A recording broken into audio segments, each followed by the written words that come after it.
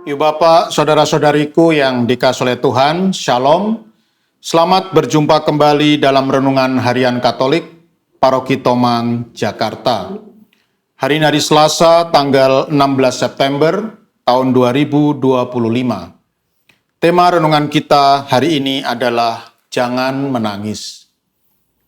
Ibu Bapak, saudara-saudariku yang dikasihi oleh Tuhan, satu kali saya menerima seorang ibu yang ingin konsultasi atau ingin konseling dengan saya. Ibu ini bercerita kepada saya bahwa setahun yang lalu dia kehilangan suaminya. Ya, jadi ibu ini suaminya meninggal, ya, dan itu peristiwa itu sudah terjadi 1 tahun yang lalu. Ya. Tetapi ibu ini mengaku bahwa meskipun 1 tahun telah berlalu, suaminya telah meninggalkannya, sudah berpulang kepada Allah Bapa, dia tetap terus merasa sedih, ya, terus merasa berduka dalam kehidupannya sehari-hari, ya. Dia terus kepikiran, ya, dengan kematian suaminya, dan dia sungguh sangat merasa dirugikan dengan situasi seperti ini, ya. Jadi hari-hari itu dialami dengan situasi batin yang sedih, ya, yang tidak ada semangat, ya, yang loyo, ya, yang tidak ada sukacita karena terus memikirkan kematian suaminya, ya. Maka kemudian saya pun berkata kepada ibu ini, ya, Ibu, jangan khawatir. Kita orang percaya, kita pengikut Kristus, ya. Kita beriman sebagaimana yang selalu dirayakan setiap tahun dalam peristiwa Paskah, ya, bahwa kebangkitan Kristus itu merupakan jaminan dari kebangkitan kita semua, ya. Percayalah, nanti suami ibu yang telah meninggal itu pasti akan dibangkitkan oleh Tuhan Yesus, ya.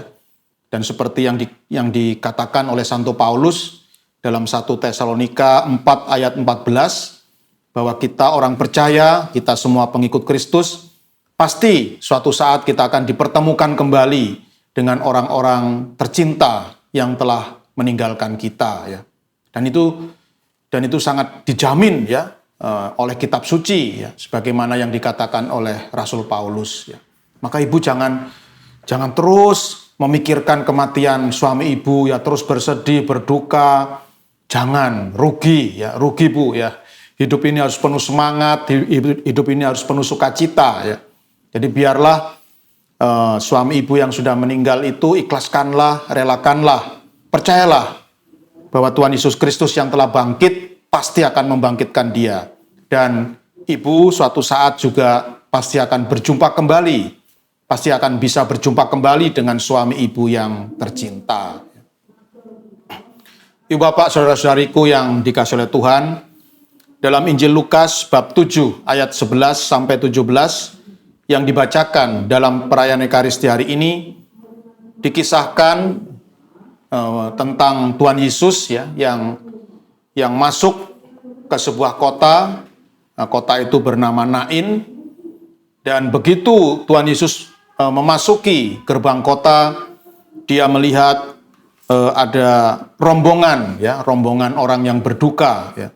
Dan dia melihat ada seorang ibu, ya, yang sedang menangis, dan di sebelahnya atau di dekatnya itu ada peti mati, ya, peti mati yang diusung oleh rombongan orang, dan di dalam peti mati itu terbaring jenazah dari anak tunggalnya, ya, anak laki-lakinya yang dia cintai.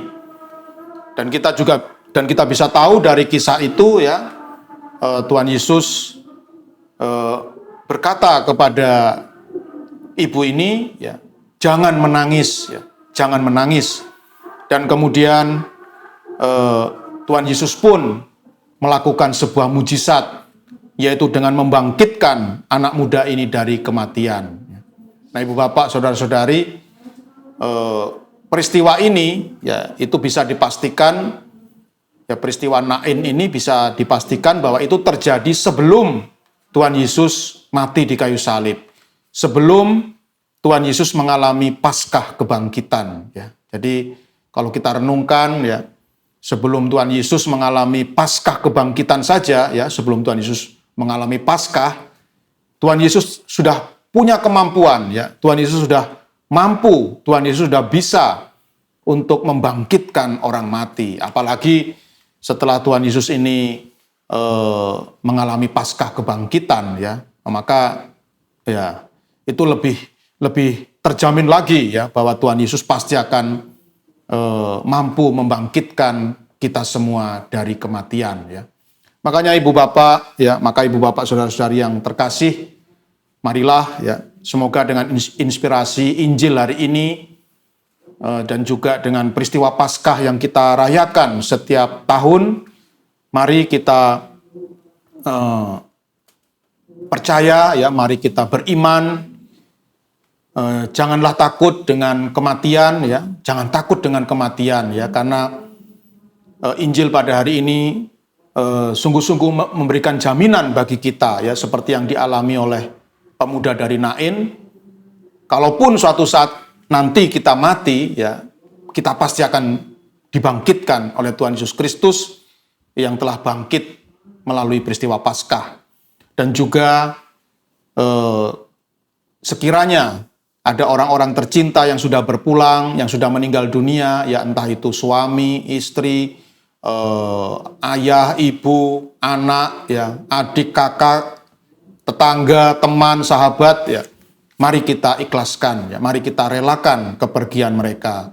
Karena dalam iman kita, ya iman kita memberikan jaminan bahwa suatu saat mereka semua akan dibangkitkan oleh Tuhan dan kita bisa berjumpa kembali dengan mereka, tentu dalam bentuk kehidupan yang berbeda dari yang sekarang ini.